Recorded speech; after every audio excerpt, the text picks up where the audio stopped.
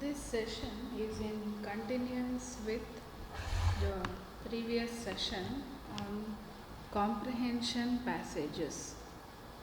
Okay, so this is the second passage we are going to discuss under comprehension passages. The topic of the comprehension passage is human mind and its connectivity with language. Okay, so actually the title or even the theme of the passage is not given as such right here in your workbook. Okay, so it's just instructed to you that read the given passages and frame the questions according to the following instructions. Okay, as said previously, some passages demand you to answer the questions by reading the passage, while some other passages sometimes, which is little rare, but sometimes you will be asked in the exam as well to read the passages and frame the questions on the passage. If you wish to answer those questions as well, um, which you yourself have framed, you can answer, because you will have to frame questions and also you will be able to frame questions only when you keep answers pre-handed in your mind, right? When you keep answers beforehand in your mind, only then can you frame questions on the given passage. Okay, so here on this passage you are basically asked to frame three types of questions. Okay, first kind is WH questions. You know WH questions, right? Questions with begin with why, what, where, whom, how, why, right? What. So basically they begin with WH words. So they are called WH questions. Then your second kind of questions you are asked to frame are inversion or do form questions. Okay, inversion or do form questions.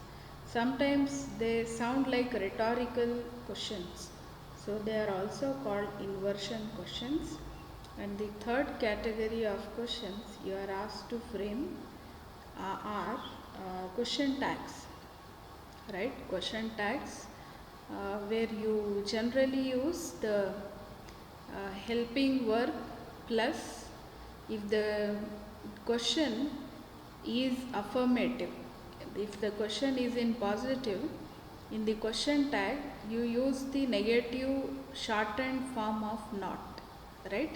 If the question is negative, if it has a negative word like not already in the question, then in the question tag you are going to use the positive words. You are going to omit that negative form in the question tag, right?